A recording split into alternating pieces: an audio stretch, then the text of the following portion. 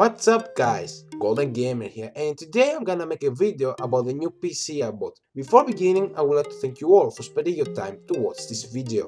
I had been planning to build a high-end gaming PC for a very long time now. Before I built this rig, I had a PC just to surf the net and play some light games on it, such as Minecraft and Max Payne 1 and 2. I was very satisfied with my PS3 and Xbox 360, but in May I decided to start YouTubing and my PC was struggling to edit and render videos, and that was the time I decided to build a custom PC. I wanted a very fast rig so I could easily edit and render videos, but also to play the latest games on it. I ended up using these components for my build. As a CPU, I bought an i7-5820K, which is a 6-core, 12-thread CPU to give me speed in editing and rendering. As a motherboard, I chose a Gigabyte X99 Ultra Durable 7, a very solid motherboard from Gigabyte. 16GB of Corsair AX LPX DDR4-2666 MHz were my choice for the memory. My boot drive was an Intel 530 240GB SSD drive. I chose a Western Digital 1TB Caviar Balck as my storage drive. I picked a Corsair AX 860 as my power supply, and I chose that power supply just to be sure that I wouldn't have any problems with power delivery when having the CPU overclocked and even having two GPUs in SLI running in the future. For the CPU cooling, I chose a Corsair H110 water cooling kit because this chip gets very hot when you overclock it. As a case, I chose the Corsair Obsidian 750D because of the supreme airflow it has, and it also has 3 top quality fans pre-installed, so I wouldn't need to buy fans for my system. Last but not least, I was going to buy a GTX 970 as my GPU to have enough power to run most games at ultra settings, but my 970 was shipped with a heat pipe cut in half. I honestly don't know how this happened, but I've sent the card back and I'm basically waiting for a replacement one. Since the i7-5820K doesn't have an integrated graphics card, I put my GT610 as a GPU. That was a summary of the parts of my build. Now you're going to watch some pics from the rig being completed and operational.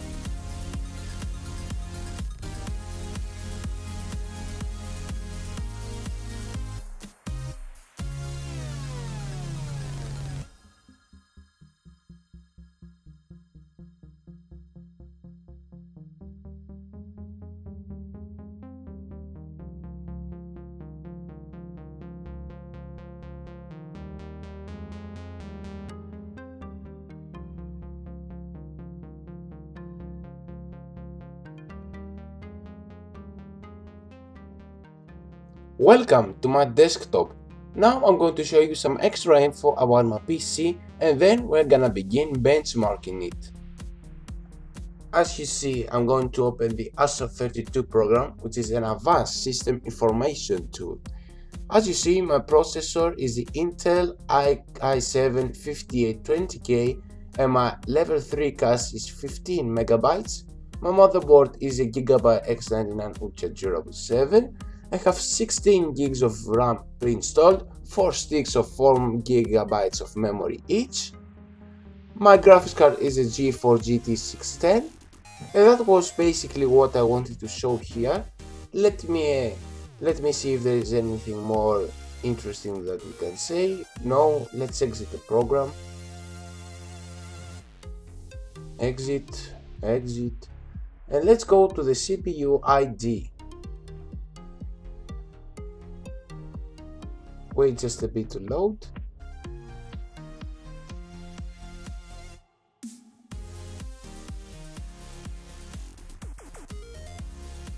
Here, as you see, I've got Intel and Intel i7-5820K overclocked at 4.2 GHz, as you saw, the multiplier being 42, 50 MB of cache, the motherboard X99 Ultra Durable 7. My memory is running at 2666 MHz. Remember, it is a double rate memory. And yeah, that was all I wanted to say. Now we're gonna continue with some benchmarking.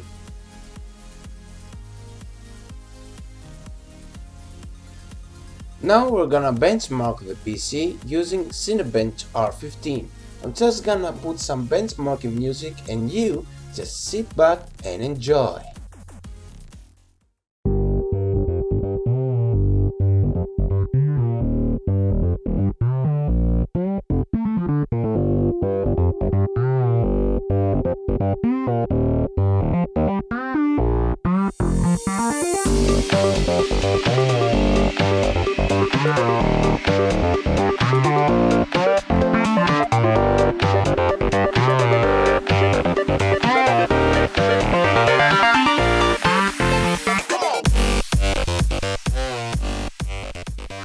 PC just finished the CPU multi-core benchmarking and its score is 1204. Its highest score is 1234, just a little below the monstrous Intel Xeon. Now we're going to run the CPU single-core benchmark.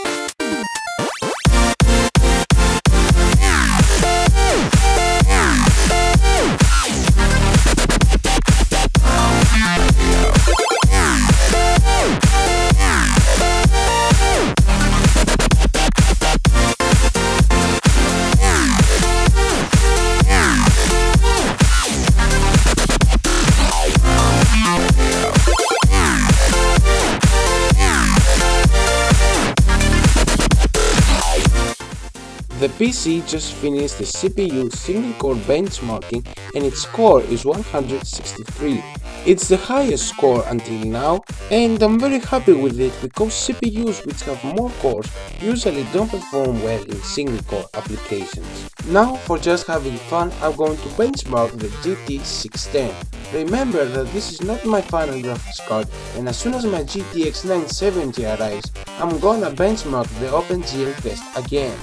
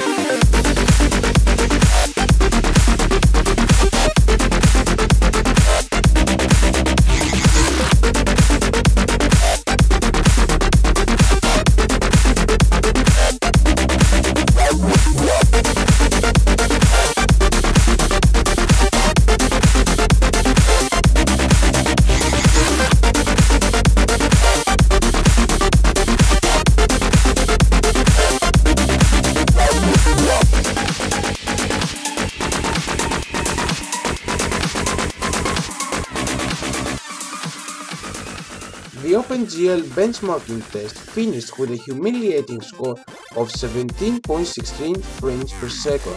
Its highest score until now is 17.95 FPS, but that's not any better at all. Now I'm going to make a stress test on my CPU to test the temps of it under full load at 4.2 GHz. I think that 10 minutes of stress test are enough to see an estimation of the temperatures. I'm going to also start the CPU ID hardware monitor so we can see the temperatures on a very closer look.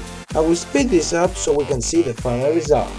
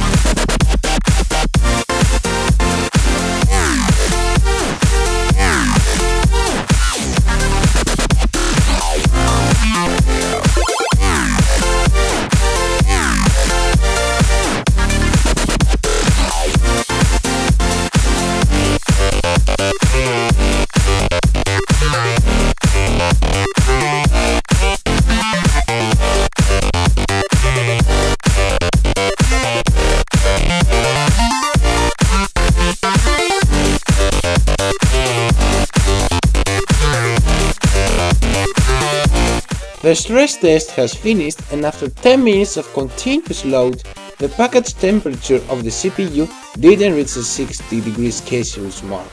That shows the great cooling ability of the H110. Thank you all for spending your time to watch my video until this point. I wish you a happy new year, but I'll make a video especially for that later on, so stay tuned.